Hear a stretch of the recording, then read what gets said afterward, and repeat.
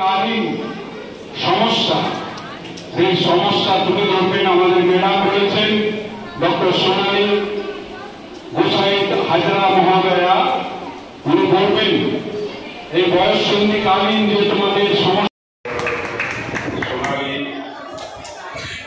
গোসাইত হাজরা মহাশয়কে ছোট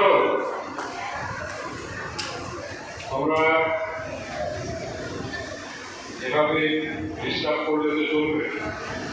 অনেক গুরুত্বপূর্ণ কথা ম্যাডাম বলে গেলেন। কালীন সমস্যা, সেই সমস্যা তুলে ধরবেন আমাদের ম্যাডাম রয়েছেন ডক্টর সোনালী গোসাইত হাজরা মহোদয়া। উনি বলবেন এই বয়ঃসন্ধিকালীন যে তোমাদের সমস্যা এবং তাকে কিভাবে তোমরা সচেতন হবে এই অবস্থায়। কৃমি থাকলে অনেক সময় আমাদের শরীরে রক্তাল্পতা হয়। যেহেতু এটা বন্যা পরবর্তী এলাকায় সময় মাটি যেহেতু ভেজা, বন্যা মানে চারধারে জল খেয়ে যাচ্ছে, আমাদের যাদের নিচে বাথরুম পায়খানা আছে সেগুলো ডুবে যাচ্ছে।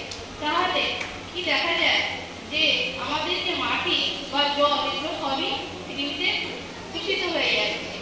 সেই মাটিতে যদি আমরা খালি হয়ে যাই বা কোনো কারণে হাত দিই বা আমাদের নখের মাধ্যমে সেই ডিম আমাদের শরীরের মধ্যে প্রবেশ করে। সুতরাং ভাইরাস ঘটিত জ্বর মশা দ্বারা ভাইরাসটা ছড়ায়।